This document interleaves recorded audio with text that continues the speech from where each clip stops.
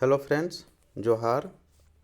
यह वीडियो झारखंड के ज़मीन संबंधी जो कानून है, सीएनटी और एसपीटी एक्ट, या तो झारखंड परक कोई भी अदर एक्ट जो है, तो उसके बारे में जो अभी तक के एग्ज़ामों में सवाल पूछे गए हैं, तो उसका PYQ है। और आपको मालूम है कि सीएनटी एसपीटी एक्ट से और अन्य राज्य परक जो कानून है, उससे लगभग क्या 12 सवाल रहेंगे आपको। तो इससे आपको मालूम चलेगा कि किस प्रकार सवाल पूछा गया है अभी तक के। तो चलिए देखते हैं किस प्रकार का सवाल आया है अभी तक। तो सीएनटी एक्ट से है पहला सवाल कि पहला है, छोटा नागपुर अधिग्रहण अधिनियम कब पारित हुआ? तो यह 1908 में पारित हुआ था। सीएनटी एक्ट जो पारित हुआ था वह 1908 में 11 नवंबर 1908 को यह पारित हुआ था। इसको एग्जैक्ट डेट भी पूछ लेता है, तो यह कैसे याद रखेंगे? 11 नवंबर, नवंबर कौन सा महीना आता है? तो यह 11वां नंबर है।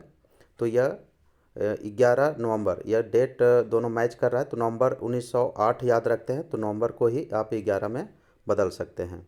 और यह जो कानून है, संथाल परगना को छोड़ करके यह पूरे झारखंड में लागू है, सीएनटी एक्ट। नेक्स्ट है, छोटा नागपुर काश्तकारी अधिनियम अधिनियमित किया गया था, तो कब किया गया था? तो 11 नवंबर 1908 को। देखिए एग्जैक्ट डेट पूछ लिया था 2021 में।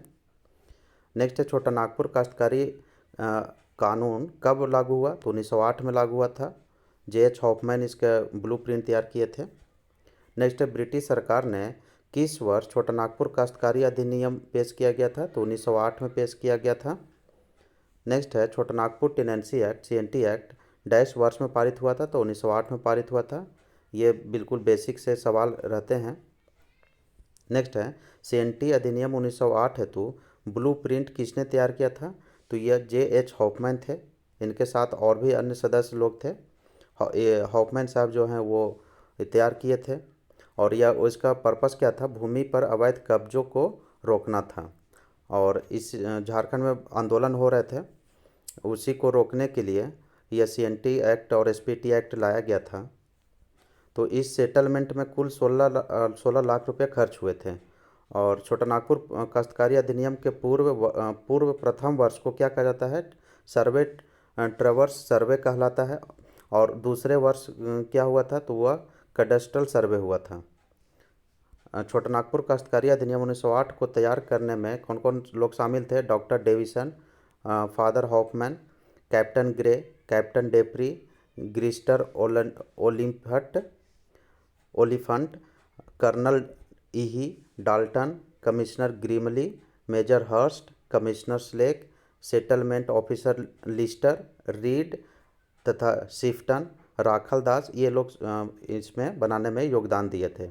इन सब का नाम याद नहीं रखना है, बस एक बार देख लीजिए कि हाँ और भी लोग थे इसमें बनाने में, अकेले तो फादर हॉफमैन बना नहीं सकते हैं इतने बड़े कानून। नेक्स्ट सीएनटी अधिनियम 1908 हेतु ब्लू प्रिंट किसने तैयार किया था? तो यह जॉन H हॉफमैन के द्वारा तैयार किया गया था। सीएनटी एक्ट में अध्यायों की कुल संख्या, तो कितना अध्याय है इसमें? तो 19 अध्याय है। और धारा टोटल कितनी है? तो धारा 271 धारा है इसमें, 271 धारा। इसको कैसे याद रख सकते हैं? जो 19 संख्या जो ये है, अगर ये याद रख सकते हैं कि अध्याय 19 है, तो ये इसको नंबर को देखिए, आप गौर से देखिएगा तो इसमें 19 आपको मिल जाएगा। अगर रीजनिंग बनाते होंगे तो इसे आप लगा सकते हैं कि किस तरह से बैठाया जाएगा। तो अगर एक इधर कर दें तो 7 और 2 कितना होता है? 9। तो इसे आप एग्ज़ाम में बिल्कुल भी किसी भी प्रकार की संभावना गलती होने की नहीं रहेगी। तो इसमें 19 धारा और 19 अध्याय है और 271 धाराएं हैं। और इसमें जो ज़मीन किस प्रकार का बताया गया है, तो यह मुंडारी, खूंटकट्टी, भूंइहर, कोड़कर आदि ज़मीन की रक्षा के लिए यह बनाया गया था। और इसको एक नज़र में देख लीजिए कि किस धारा में क्या प्रावधान है। तो पहला जो अध्याय है, तो यह संक्षिप्त नाम और प्रसार है। हर एक्ट में वही होता है कि उसका पहला अध्याय जो होता है वह संक्षिप्त नाम और कहाँ एक्सटेंड करेगा, कहाँ कहाँ इसका लागू होगा, तो वही इसी प्रकार के ये भी है। 1 से 3 धारा है इसमें। दूसरा अध्याय में काश्तकारों के वर्ग को डिफाइन किया गया है, धारा 4 से 8 है। और तीसरे अध्याय में इसके भूधारकों के बारे में बताया गया है, धारा 9 से 15 है। चौथे अध्याय में अधिभोगी रैयत के बारे में बताया गया है, जिस धारा जो है वह 16 से 36 धाराएं हैं इसमें। पाँचवें अध्याय में खुटकटी अधिकार प्राप्त रैयत के बारे में बताया गया है और धारा केवल एक है, 37। छठे अध्याय में अनाधिभोगी रैयत के बारे में बताया गया है और धारा है 38 से 42। और सातवें अध्याय में अध्याय 4 तथा 6 से छूट जो प्राप्त भूमि है उसके बारे में बताया गया है और ये धाराएं हैं केवल एक है, वो है 43। और अध्याय 8 में जोतों और भूधृतियों के पट्टे और अंतरण के बारे में बताया गया है और जो धारा इसमें है 44 से 51 है। और अध्याय 9 में लगान के बारे में साधारण उपबंध किया गया है और धारा 52 से 63 तक है इसमें। 9A में क्या है, बंजर भूमि का बंदोबस्त किया गया है। इसको आप आसानी से बंजर भूमि का अध्याय याद रख सकते हैं, बिल्कुल अलग ही है। ये एक उपबंध किया गया है इसमें 9A और ये 63 का और 63 ख में रखा गया है, अलग से जोड़ा गया है इसको। 10 में क्या है, भूस्वामी तथा काश्तकारी के लिए परिकीर्ण उपबंध किया गया है और ये धारा है 64 से 75 तक इसमें। 11 अध्याय में रूढ़ी और संविदा के बारे में बताया गया है और धाराएं हैं 76 से 79। और अध्याय 12 में जो प्रबंध किया गया है वह अधिकार, अभिलेख और लगानों का निर्धारण किया गया है, धाराएं हैं 80 से 100। अध्याय 13 में किया गया भूमि संबंधी शर्तें एवं उनका रूपांतरण और अभिलेख के बारे में बताया गया है, धारा है 101 से 17 तक के 117 तक। अध्याय 14 में भूस्वामियों के विशेषाधिकार युक्त भूमि का अभिलेख के बारे में बताया गया है, धारा है 118 से 126। अध्याय 15 में अधिकार अभिलेख तथा खुटकटी अधिकार वाले रैयत, ग्राम मुखिया तथा अभिधारियों के अन्य वर्गों की बाधाएं के बारे में बताया गया है और यह धारा इसमें 127 से 134 तक है। नेक्स्ट अध्याय है 16, इसमें उपायुक्त द्वारा संज्ञेय विषयों की न्यायिक प्रक्रिया के बारे में बताया गया है, धारा है 135 से 229। नेक्स्ट चैप्टर है 17वां चैप्टर, यह परिसीमा के बारे में बताया गया है, धारा है 230 से 238 तक। अध्याय 18 में मुंडारी खुटकटीदार के विषय में विशेष उपबंध किए गए हैं, धारा इसमें 239 से 256 तक है। चैप्टर 19 में अनुपूरक उपबंध किए गए हैं और इसमें धारा है 257 से 271 तक। तो इस प्रकार से आपका CNT एक्ट में इस प्रकार आपको धारा और अध्याय जो दिया गया है ये आप देख लेंगे अच्छे से, क्योंकि इसे सवाल रहता है, चैप्टर से भी पूछ लेता है कि किस चैप्टर में क्या प्रोविज़न है। नेक्स्ट है CNT एक्ट के डैश अध्याय में काश्तकार समाज पर चर्चा की गई है। तो यह दूसरे अध्याय में इस पर काश्तकार के बारे में बताया गया है, उसको डिफाइन किया गया है कि कौन कौन वर्ग काश्तकार के वर्ग होंगे। तो इसमें काश्तकार के जो वर्ग हैं इसमें भूधारक, पहला में भूधारक और उपभूधारक के बारे में बताया गया है। भूस्वामी को ही भूधारक और उनके वंशज को उपभूधारक कहा गया है। जो भूस्वामी होंगे उसको भूधारक और उसके वंशज क्या कहलाएंगे, उपभूधारक। नेक्स्ट दूसरे में है रैयत। रैयत के 3 प्रकार बताया गया है, कौन कौन, अधिभोगी रैयत। अधिभोगी रैयत कौन होता है, वैसे रैयत जिन्हें अपनी भूमि पर अधिभोग का अधिकार है। और दूसरा है अनाधिभोगी रैयत, ऐसे रैयत जिन्हें अपनी भूमि पर अधिभोग अधिकार नहीं है। और तीसरे जो हैं वह है खुटकटी रैयत, ऐसे रैयत जिन्हें खुटकटी अधिकार प्राप्त हो। खुटकटी रैयत उसको बोलते हैं जो मुंडारी खुटकटीदार के अलावा जो भूमि बनाया और उसने तैयार करके बसा, उस पर खेती करने लगा, तो उसको खुटकटी रैयत कहते हैं। और दर रैयत क्या होता है, जो काश्तकार रैयत के अधीन आते हैं वैसे रैयत को दर रैयत कहते हैं। और मुंडारी खुटकटीदार कौन होता है, जो मुंडाओं द्वारा जंगल को साफ करके कृषि योग्य भूमि बनाया गया हो, उसको मुंडारी खुटकटीदार कहते हैं।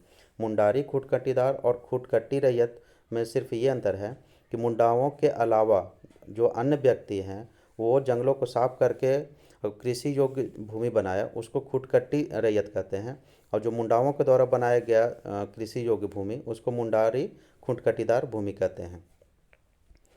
नेक्स्ट है छोटा नागपुर काश्तकारी अधिनियम 1908 की धारा डैश के तहत अनुसूचित जाति, पिछड़ा वर्ग, अनुसूचित जाति भूमि के हस्तांतरण पर प्रतिबंध प्रदान की गई है। तो यह धारा 46 के अंतर्गत यह प्रतिबंध लगाया गया है। तो इसमें देखते हैं क्या क्या किसको हस्तांतरण कर सकता है, कौन नहीं कर सकता है। और ये धारा 46 मोस्ट इम्पॉर्टेंट है। रैयतों द्वारा अपने अधिकारों के अंतरण पर प्रतिबंध है। रैयत अपनी जोत या उसके किसी भी भाग को बंधक, विक्रय, दान, एग्रीमेंट अथवा स्थानांतरण किसी भी हद तक मान्य नहीं होगा। मतलब ये स्थानांतरण नहीं कर सकते, ट्रांसफ़र नहीं कर सकते हैं। तो इसमें क्या अगर नहीं है तो कौन किसको कर सकता है? तो अनुसूचित जनजाति के लोग, अनुसूचित जनजाति के व्यक्ति को ही यह ट्रांसफ़र कर सकता है, और अनुमति उपायुक्त का लेना अनिवार्य है। साथ ही एक और कंडीशन है कि वह स्थानीय एक ही थाना के व्यक्ति हो, उसी को स्थानांतरित कर सकता है। उसी तरह से एससी के लिए भी है, अनुसूचित जाति के लिए, और पिछड़ा वर्ग के लिए भी है। यानी कि जो व्यक्ति अनुसूचित जाति है उसी थाना के होना चाहिए और उपायुक्त की अनुमति जरूरी है। पिछड़ा वर्ग के लिए भी उसी तरह का प्रोविज़न है।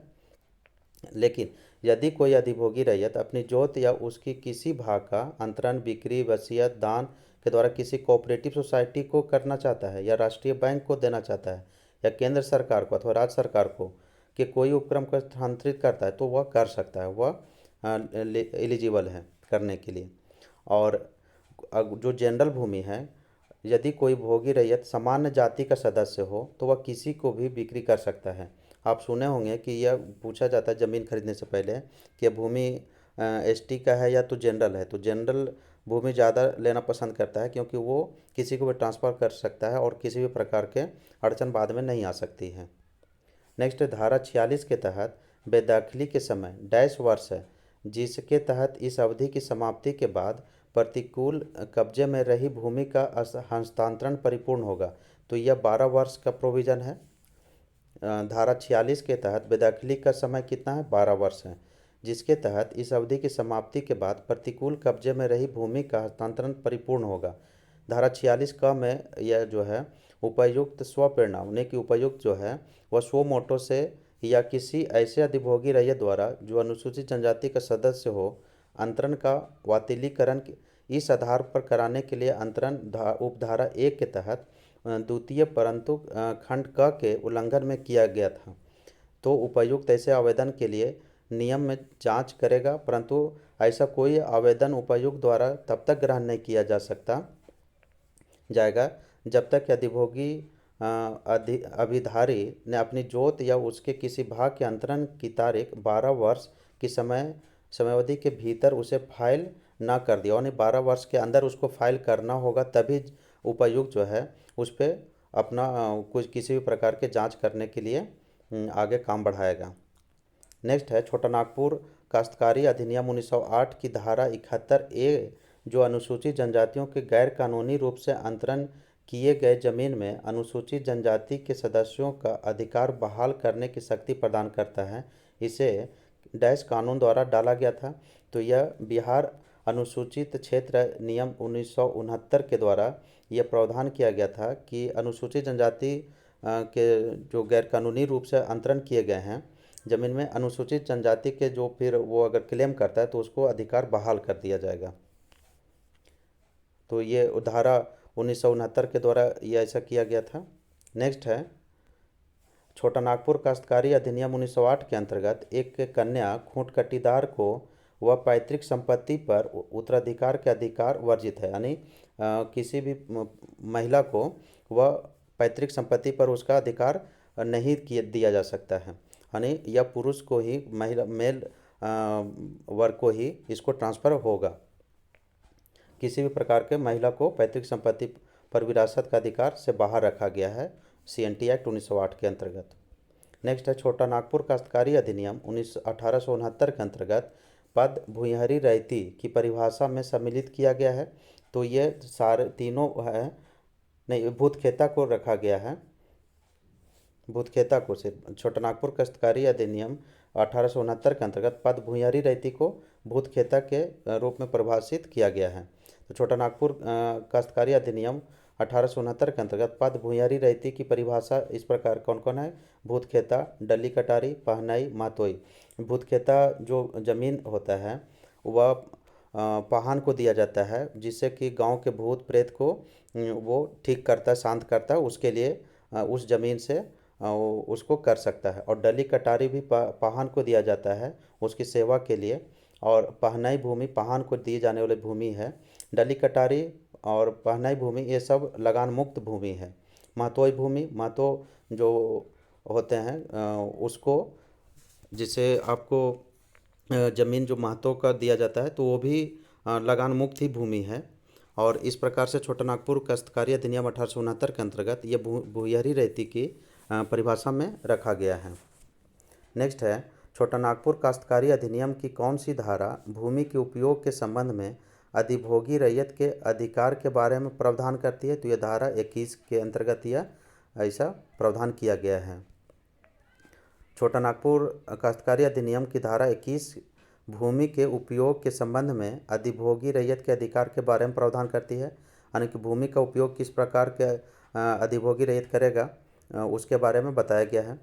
इसमें बताया गया है कि किसी रैयत को किसी भूमि पर अधिभोग अधिकार हो तो वह उस भूमि का उपयोग स्थानीय रूढ़ी प्रथा पर ध्यान दिए बिना कृषि कार्य कर सकता है। शर्त यह है कि भूमि का मूल्य कम न हो और खेती के लिए अनुपयुक्त न हो। मतलब वो ऐसा कोई काम नहीं कर सकता है जिससे कि भूमि का जो मूल्य है उसमें ह्रास हो। यानी अगर ज़मीन दिया गया है तो वो कृषि ही कर सकता है, किसी भी प्रकार से कृषि करे, कोई दिक्कत नहीं है। लेकिन अगर वो वहाँ चाहेगा कि ईंट भट्ठा बना दे या किसी भी प्रकार का काम करके और उसको मूल्य को कम कर दे तो वो नहीं कर सकता है वो। नेक्स्ट है, छोटा नागपुर काश्तकारी अधिनियम के अंतर्गत सर्वेक्षण करने और अधिकार अभिलेख तैयार करने का आदेश देने की शक्ति किसमें है? तो यह राजस्व अधिकारी को शक्ति दिया गया है। यह धारा 119 में प्रोविज़न किया गया है। भूस्वामी की विशेषाधिकार युक्त भूमि का सर्वेक्षण और अभिलेख का निर्देश देने की शक्ति राजस्व अधिकारी को है। नेक्स्ट है, कोरकर भूमि को जाना जाता है। तो कोरकर भूमि ये तीनों होते हैं, बावला, खनवत, जल शासन और अरियत। यह अभी बैकलॉग वालों में भी पूछा था। नेक्स्ट इसको देखिए, बंजर भूमि, ये तीनों भूमि के ये प्रकार, कोरकर भूमि का ये 3 प्रकार रखा गया है। निम्नलिखित में से कौन काश्तकारी के वर्ग से में से नहीं है? तो यह भूमिहारी खूंट कटीदार नहीं है। बाकी भूधारक हैं, रैयत हैं, मुंडारी खूंट कटीदार हैं, भूमिहारी खूंट कटीदार नहीं है। वह व्यक्ति जो किसी अन्य व्यक्ति के अधीन भूमि धारण करता हो तथा उसका लगान चुकाने का दायी हो, काश्तकार कहलाता है। यानी जो लगान चुका रहा हो और वह किसी अन्य के अंदर वह जमीन को भू धारण किया हो, वो काश्तकार कहलाता है। काश्तकारी वर्ग के अंतर्गत भूधारक, रैयत, दर रैयत जो होता है रैयत के अधीन होता है, तथा मुंडारी खूंट कटीदार को शामिल किया गया है। नेक्स्ट है, बंजर भूमि की बंदोबस्ती को निरस्त किया जा सकता है यदि उस पर खेती नहीं की जाती हो। कितना दिन तक खेती नहीं होगी तो उसकी बंदोबस्ती निरस्त हो जाएगा? तो 5 साल के लिए। अगर सरकार या तो भूस्वामी जो है, भूस्वामी यहाँ सरकार ही है, तो भूस्वामी अगर बंजर ज़मीन देता है कि जाओ तुम वहाँ खेती करो, खेती लायक बनाओ ज़मीन को, और वह अगर 5 साल के अंदर वो खेती लायक नहीं बनाता है तो उसकी बंदोबस्ती को क्या कर देगा? निरस्त हो जाएगा। यह धारा 63 में, यह 63 के खा में किया गया है। अब देखते हैं संथाल परगना एक्ट से, संथाल परगना काश्तकारी अधिनियम SPT एक्ट। संथाल परगना काश्तकारी अधिनियम 1949 के तहत खास गांव के तात्पर्य एक ऐसे गांव से है जहां क्या है, कोई मूल रैयत ना हो और कोई मुखिया ना हो, तो उसको खास गांव कहते हैं। आम गांव और खास गांव सुने होंगे। तो खास गांव को, खास ज़मीन को ही अभी गैरमंजरूआ ज़मीन भी कहते हैं। संथाल परगना काश्तकारी अधिनियम 1949 के तहत खास गांव से तात्पर्य एक ऐसे गांव से जहां न मूल रैयत हो और न उस समय के लिए कोई ग्राम मुखिया या ग्राम प्रमुख हो। संथाल परगना इंक्वायरी कमेटी का गठन कब हुआ था? 1937 में हुआ था। संथाल परगना इंक्वायरी कमेटी 1937 के अनुशंसा के आधार पर संथाल परगना काश्तकारी अधिनियम 1949 का निर्माण किया गया। यह अधिनियम 1949 में लागू हुआ। यह अधिनियम संथाल परगना के भूस्वामियों और रैयतों के हित में इनकी भूमि की सुरक्षा में बनाया गया। यह 13 अप्रैल 1949 से अनुपूरक उपबंध के रूप में लागू हुआ। तो यह 13 अप्रैल 1949 से अनुपूरक उपबंध के रूप में लागू है। झारखंड के सिर्फ संथाल परगना प्रमंडल में संथाल परगना काश्तकारी अधिनियम 1949 लागू है। बाकी संथाल परगना के अलावा जो है CNT एक्ट लागू है। और संथाल परगना में कुल 6 जिले आते हैं: दुमका, जामताड़ा, गोड्डा, पाकुड़, साहेबगंज, देवघर। ये सब जो हैं वह संथाल परगना के ज़िले हैं। संथाल परगना काश्तकारी अधिनियम 1949 में कुल अध्याय कितने हैं? तो 9 अध्याय हैं और 72 धाराएं हैं। तो इसको आप बहुत आसानी से याद रख सकते हैं। 9 के ही टर्म में आता है 72, 9 अट्ठे 72। तो ये इसको आप बिल्कुल भी सिंपल तरीके से याद रखिए। 9 अध्याय 72 धाराएँ। नेक्स्ट, संथाल परगना काश्तकारी अधिनियम 1949 के तहत गांव के मुखिया का पद क्या है? तो यह हस्तांतरित है, यह किसी को ट्रांसफ़र नहीं कर सकता है अपना पद।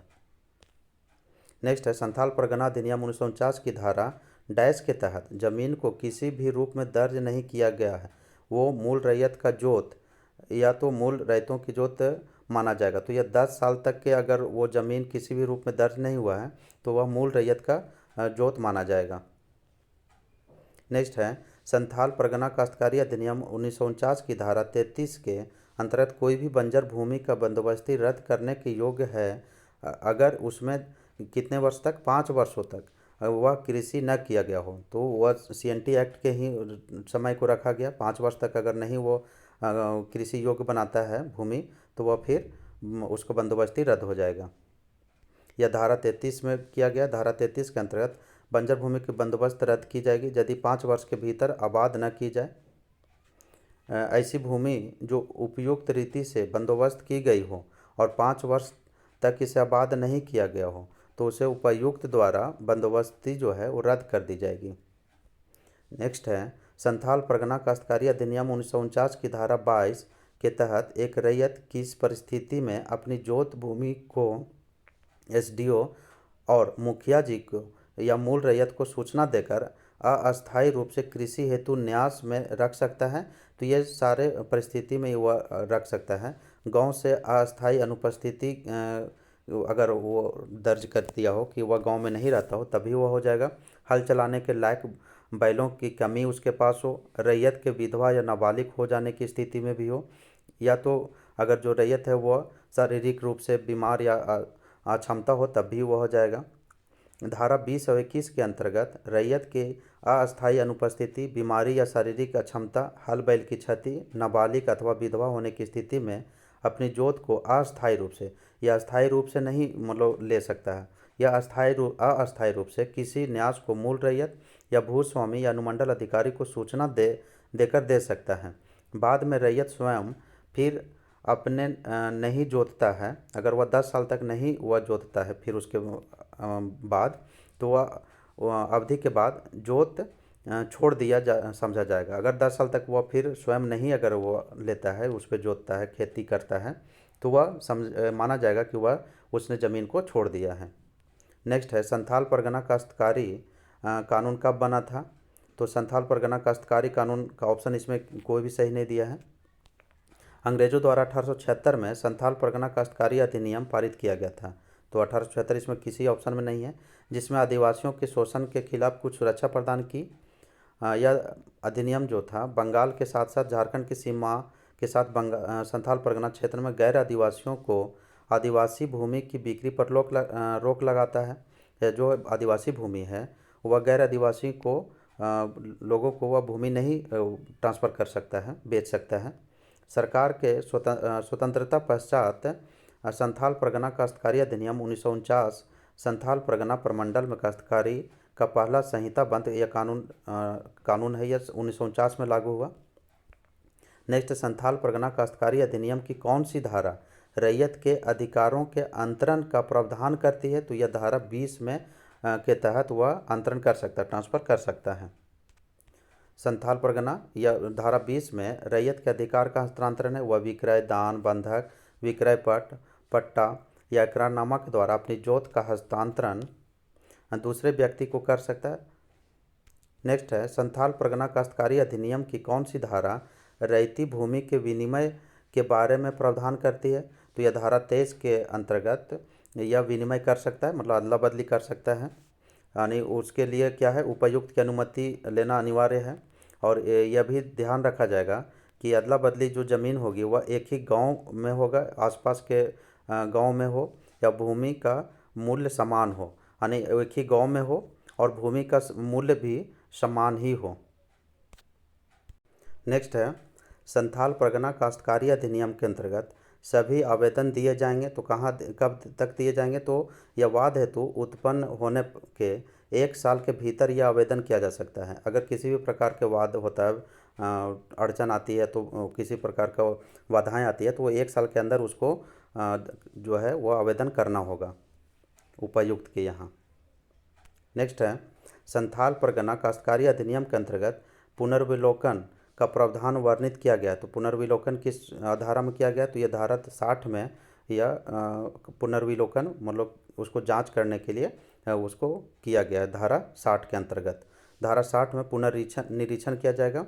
उपायुक्त के आदेश का पुनरीक्षण आयुक्त के न्यायालय में किया जा सकता है। जो डिप्टी कमिश्नर होता है के पुनरीक्षण में किया जाएगा, और यह होगा कहाँ? यह कमिश्नर के न्यायालय में होगा। नेक्स्ट है बिहार अनुसूचित क्षेत्र विनियमन अधिनियम डैश में बनाया गया था। तो यह कब बनाया गया था? 1969 में बनाया गया था। बिहार अनुसूचित क्षेत्र विनियमन अधिनियम 1969 में पारित किया गया।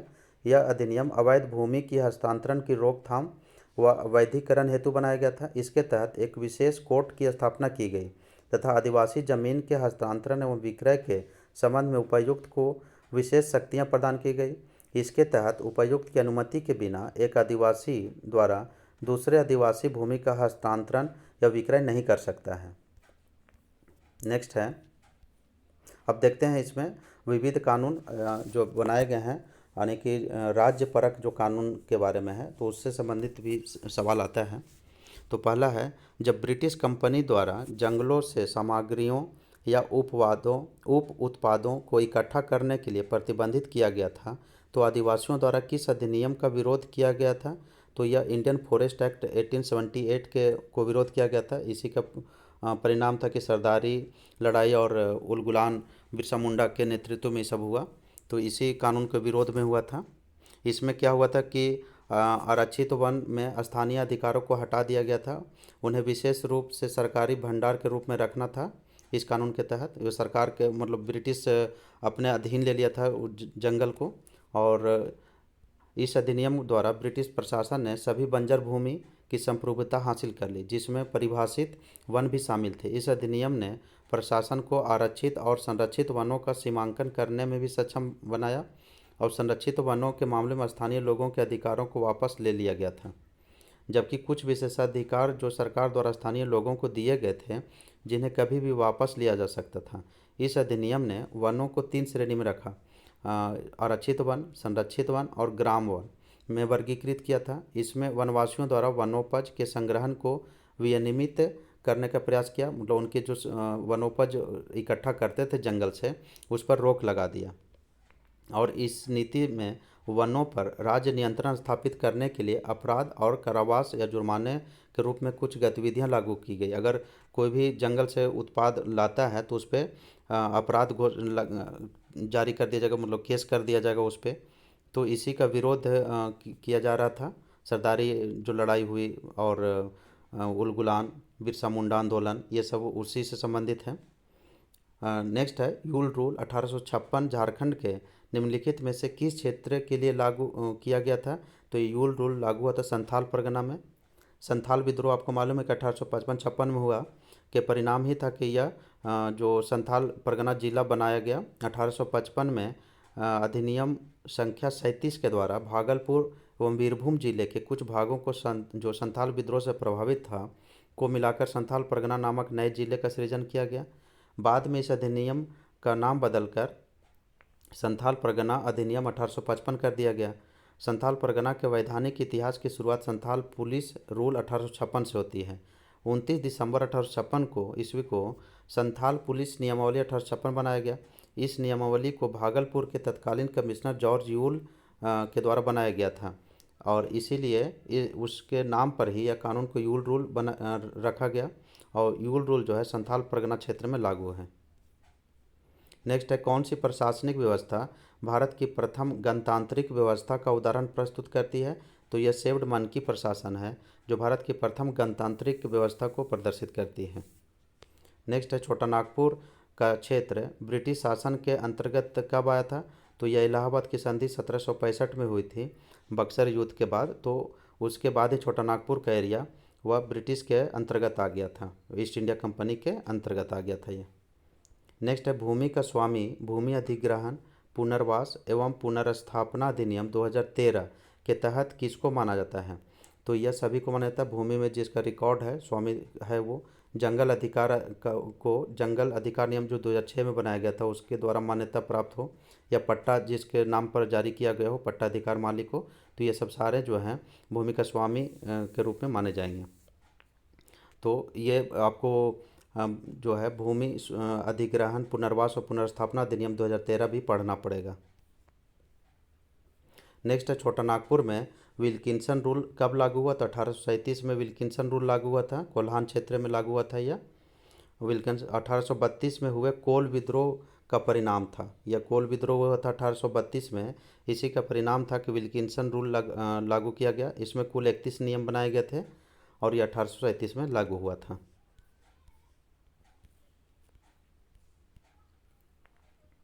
नेक्स्ट है, झारखंड भाड़ा नियंत्रण अधिनियम 2011 के अंतर्गत सलामी शुल्क या इसी तरह का कोई अन्य राशि भवन के किराया के अतिरिक्त नहीं होगा। तो 1 महीने के किराया, ये जो कानून बनाया गया था, तो जो मकान मालिक थे वह 1 महीने से ज़्यादा का किराया नहीं ले सकता है। इसी को ध्यान में रखते हुए यह कानून बनाया गया था। तो यह 1 महीने के किराए से अधिक ये नहीं ले सकता, उसके अतिरिक्त कोई भी राशि वो नहीं मांग सकता है। तो इसी संबंधित ये कानून बनाया गया था, यही सब सारी चीज़ इसमें दिए गए हैं व्याख्या। नेक्स्ट है, पब्लिक प्राइवेट पार्टनरशिप परियोजना के लिए जमीन के अधिग्रहण के वास्ते कितने प्रतिशत लोगों की स्वेच्छा का प्रावधान भूमि अधिग्रहण और पुनर्वास एवं पुनर्स्थापना अधिनियम 2013 के तहत किया गया है? तो यह अगर पीपीपी मॉडल कोई योजना लागू होता है तो उसके लिए 70% लोगों का, गांव के लोगों का सहमति जरूरी है। और इसमें अगर कोई निजी संस्थान लेना चाहता है तो उसमें 80% भूमि मालिक जो है उसका सहमति लेना ज़रूरी है। और अगर कोई सरकारी योजना लागू होती है चाहे वहाँ पर, तो उसमें के लिए किसी भी प्रकार का ये ज़रूरी नहीं होगा सहमति लेने का। और ये जो अधिनियम 5 प्रकार की परियोजना सरकारी अधिनियम में जो है वह ज़रूरत नहीं पड़ेगा। कौन कौन है? वह रक्षा के लिए, अगर कोई ज़मीन लेता है कहीं रक्षा संबंधित कुछ अगर लगाना है, फैक्ट्री है, तो वैसे में वह भूमि मालिक का जो सहमति लेने की कोई आवश्यकता नहीं होगी। या ग्रामीण मूलभूत सुविधाएं प्रदान करनी हो, या सस्ते आवास प्रदान करना हो, या औद्योगिक गलियारा तैयार करना हो, मूलभूत सुविधाएं जिनमें पब्लिक प्राइवेट पार्टनरशिप शामिल है, जहां भूमि के मालिक सरकार है, तो वहां पर भी किसी भी प्रकार से वह किसी के सहमति लेने की आवश्यकता नहीं है। तो इस प्रकार से सीएनटी, एसपीटी और राज्य के अन्य है कानून भूमि संबंधी, तो उससे संबंध जो सवाल आए हैं अभी तक के पूछे गए हैं, तो ये अभी तक था। तो इसके बाद नेक्स्ट जो हम लोग करेंगे वो होगा यहाँ का पॉलिसी, झारखंड के पॉलिसीज़ के बारे में। तो चलिए मिलते हैं नेक्स्ट वीडियो में। अगर ये वीडियो आपको अच्छा लगता हो तो लाइक और सब्सक्राइब और अपने दोस्तों में शेयर करें। बहुत बहुत धन्यवाद।